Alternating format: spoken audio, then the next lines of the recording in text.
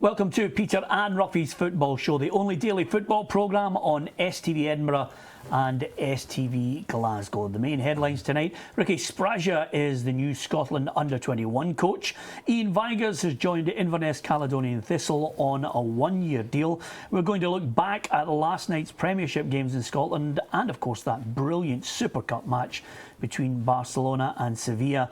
And we'll also get the thoughts of the lads on the three nominees for the best player in Europe. Alan Ruff joined by Frank McAveenie tonight as our bootroom guest, and delighted Macca could make that late run into the studio to be our guest. Roughie, you and me were looking forward to the matches, and let's look first of all at the results. It was a Dundee derby that we were suggesting at times that it could have been a shift in the power balance in the City of Discovery. It didn't quite materialise. In the end, it was a fantastic game. Ended 2-2. St Johnstone won, Ross County won. But I thought the Dundee derby was just magnificent. Yeah, man, it's the kind of game we want. You know, we said, you know, when you can get that kind of game, you know, two passionate teams with a lot to play for. I thought the excitement in the game looked absolutely great behind both goals, both sets of fans really enjoying the derby game, and it looked like a terrific game. Great goals as well. Yeah, absolutely. Macca, we were wondering whether Jackie McNamara could continue to unveil player after player from the youth setup, or signings that he's made that could actually step up to the plate and play. And boy, Blair Spittle, that could be the new hero for United. Could be a good start for him, but as Jackie said at the start of the season, before it started, he's quite happy with the squad that he's got. I think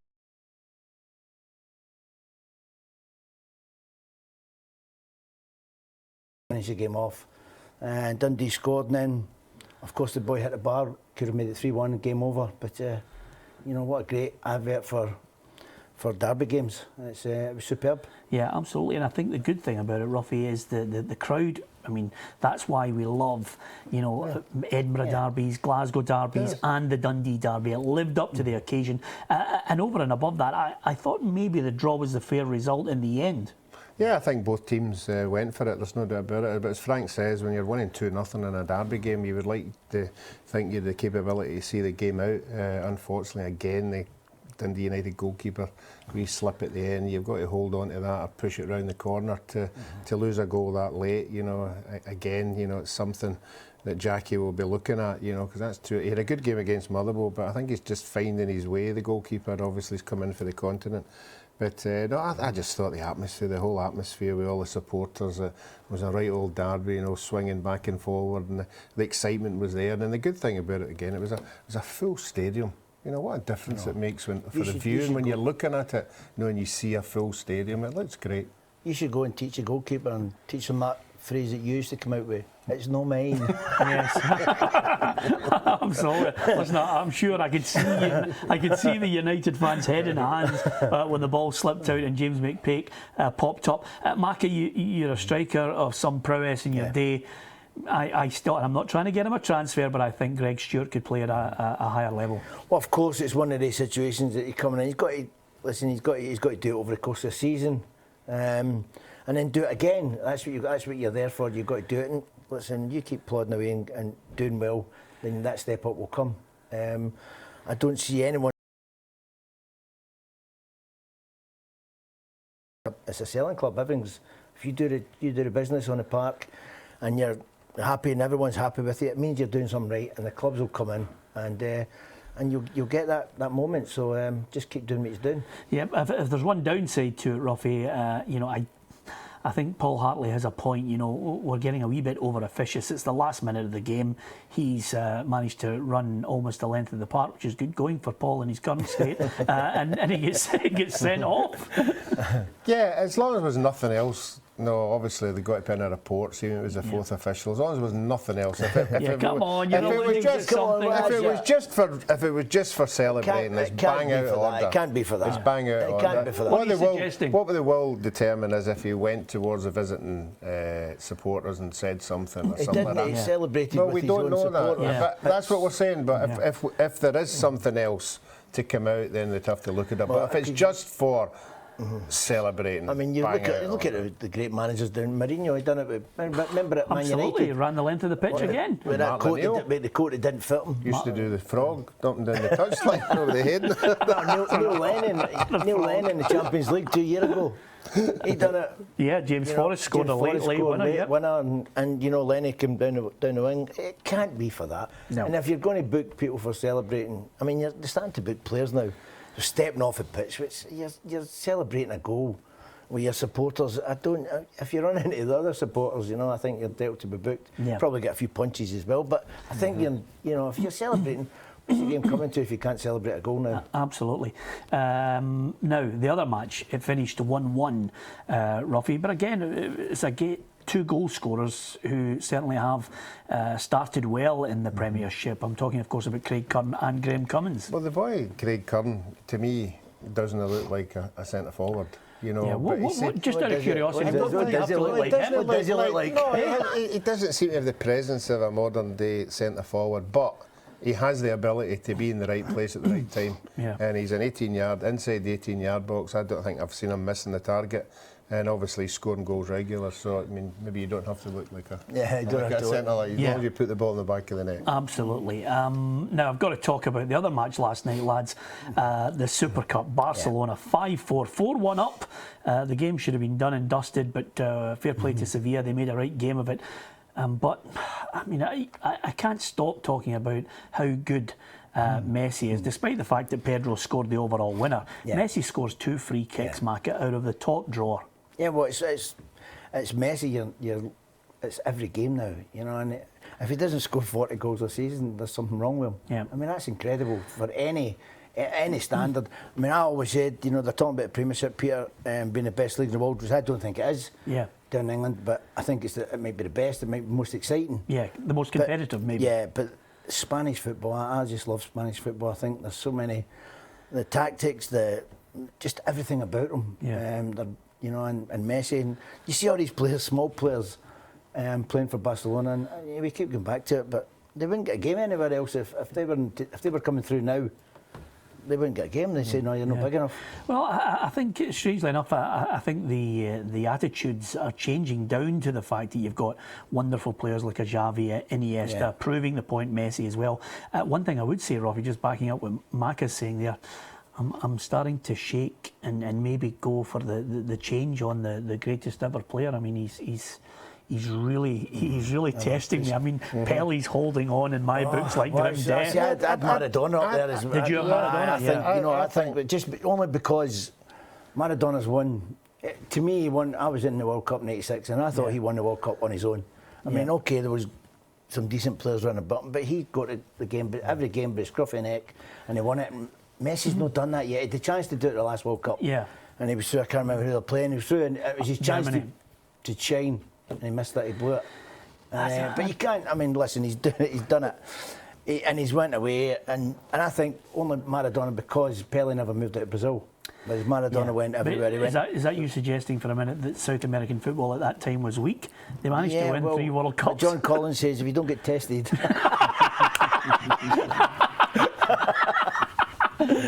I never thought we'd stretch that John Collins line into a Wednesday night show. Roughie, but well done, Macca. I'm wavering. He continues to amaze me. No, I'm with Macca. You know, there's no doubt about it. He does it at club football, but for me to be the world star, you need to do it at a bigger stage. Pele did it, obviously, with his record in the World Cups, and it's not as if Messi is playing in a poor national side. No. You know, I'd give him the benefit of the doubt, you know, if it was a poor... but he's got players in there of world class as well. So until he actually grabs a World Cup by the scruff of the neck... You're not having it. I'm not having it. I feel sorry for Ronaldo, because in any other... lifetime, he's the top man. Well, you say that, you know, but I mean, I just have nothing but admiration for him of course. You know, the way he's developed himself as a footballer. I'm looking at the 3 players. It's Messi, Ronaldo and Suarez for this European Player of the Year. It's not the Ballon d'Or. This is a separate thing from UEFA. Just another reason to have a big dinner. But they are the 3 players that have been selected. Spanish football again, there's only Messi and Ronaldo. It's just between the two of them. And who would you give it to? Ronaldo last year was different class for me. Yeah. I thought he was different class last year, so I'd give it to Ronaldo last year, because Messi had a few off games, you know, he only scored a couple. Danny need to watch in his head. To be fair, I know. To be fair, why let the facts get in the way of a good story? Anyway, you can give us your thoughts at Peter and Roughie on Twitter and at facebook.com/Peter and Roughie. In the next part of the programme, we'll discuss some of those news headlines I was talking about at the top of the programme. We'll also look at tonight's games in the Premiership as well, all in the company of Roughie and Macca.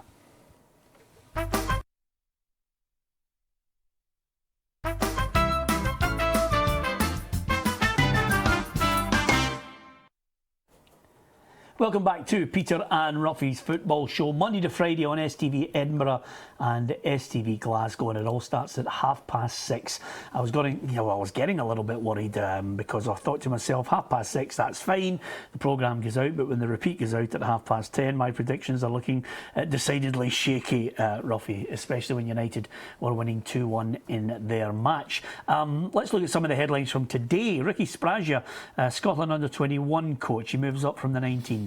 Yeah, I mean, usually in the circumstances there, you try and keep everybody together. You try and keep them moving up the ages. You know, you'll know a lot of the players who are progressing up the way. So it seems that's what you do in the coaching setup and development. You know, if the manager's in charge of players that he's been with for 2 or 3 years, it's good because he knows the ones that he wants to select. And again, I think he's got a close with Brian McClair. I think they know each other very well. But it leaves another opening for somebody else. Possibly, unless he's going to do the two. Yeah, absolutely. We wish him well in his new role. Elsewhere, there's a player that I think injury curtailed any progress he was going to make at Motherwell, Macca, Ian Vigurs.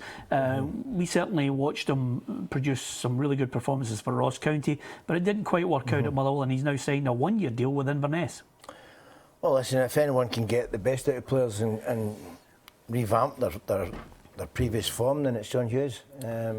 He's a great one I think we spoke about it at the weekend. Big John's infectious about his football, and he'll get the best out of players. And it might just be what the boy needs, because if he's going back away, then you need someone, I would think, like John Hughes, to drag that out you and get you back going forward rather than going back away.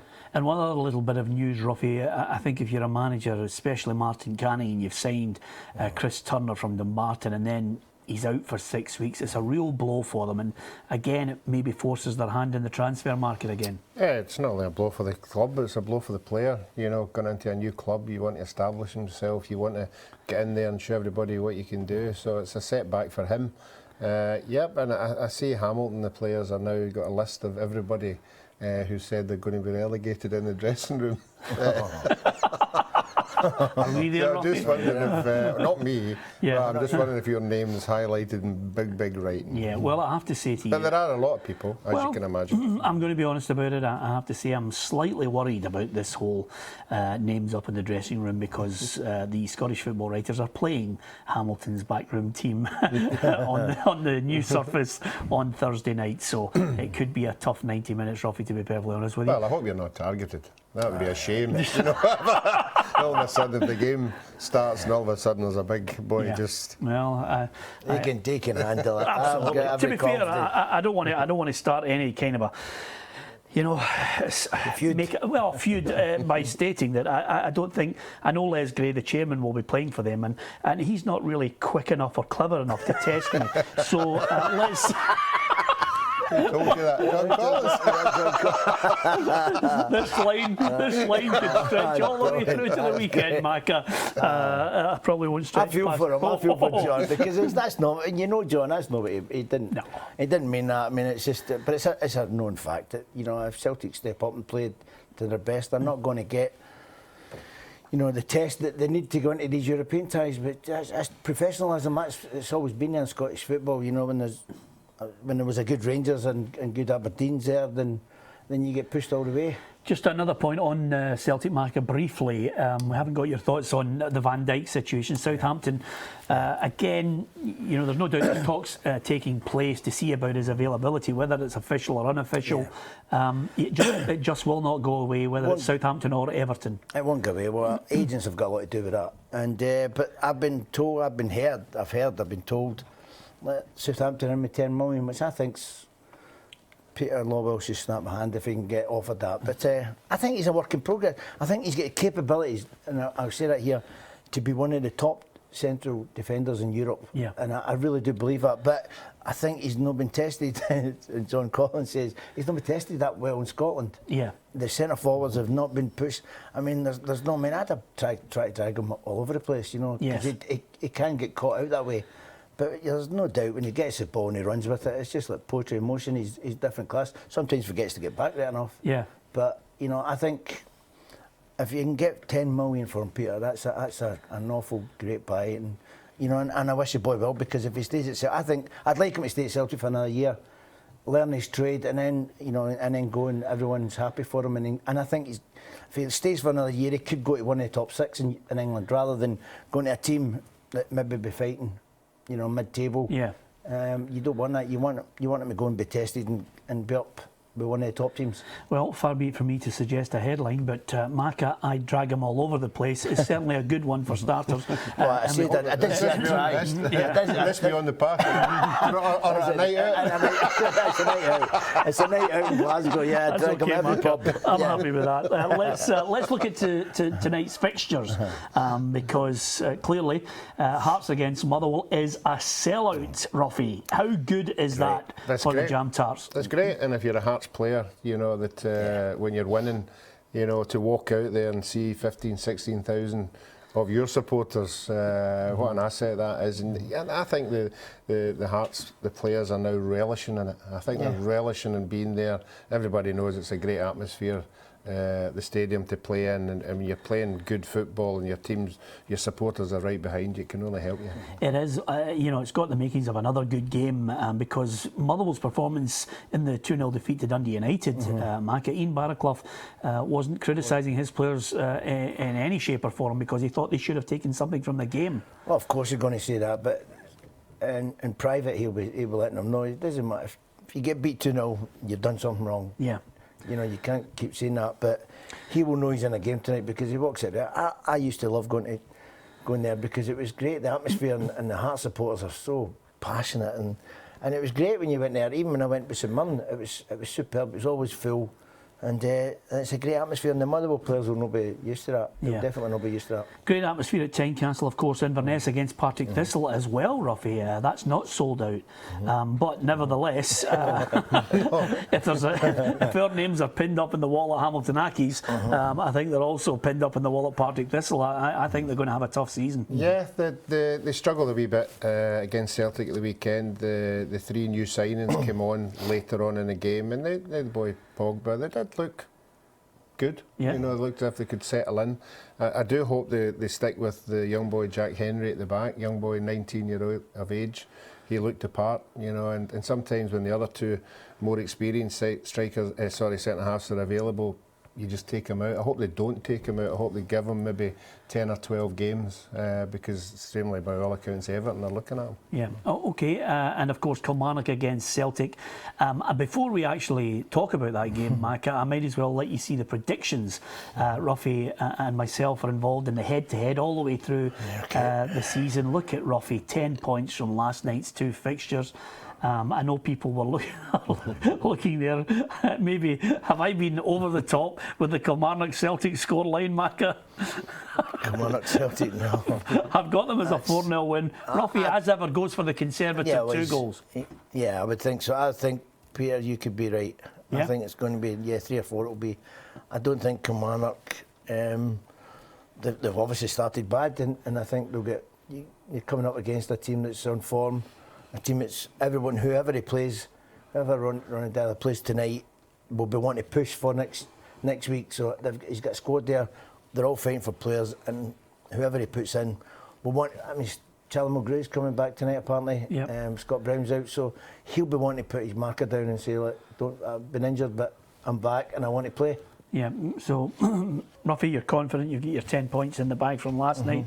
10 points, yeah. It'll be interesting to see if That was an easy Saturday's result, results wasn't it? go up as well, you know, which might be another wee gap developing. Yeah. But obviously, it's an early. I mean, as you know, I'm a quick starter, but Yeah, and then you fade away. quite a bad Well, finisher. And the good news Started bad and faded. and the good news is we're still talking about football on the programme, but nevertheless, it's always good to get the old head-to-head. So, on those games, give us your thoughts on Twitter at Peter and Roughie and also facebook.com/Peter and Roughie. We'd love to have your thoughts on the games. Just briefly, Roughie, Jim Mann, the Kilmarnock chairman, has said he'd like a bigger top division, a winter break and no late season split. Do you agree with him? I agree with him, but the first thing I'm going to say is, why do you always bring this up? You know, once the season started, Yeah. you know, why not get the board that deals with it, put it to them, and I'm sure there'll be a lot of other board members will agree with you, and deal with it at the beginning of the season instead of talking about it. Because after the first couple of games, he knows he's going to be in trouble at the end of the season, so he's want to make it a bigger league, so he'll still be there. Well, there you are, Mac, a great way to end the programme. See, that's a great striker for you. Straight in, punchy, Roughie was shilly-shallying, Mac, bang, hold on to that opinion. Great to have him here with us in the studio. We'll be talking football tomorrow night, reflecting on tonight's matches. Thanks to Macca for joining us here in the studio. Thanks to Roughie. Join us tomorrow on STV Edinburgh and STV Glasgow. We'll do it all again at 6:30. Good night.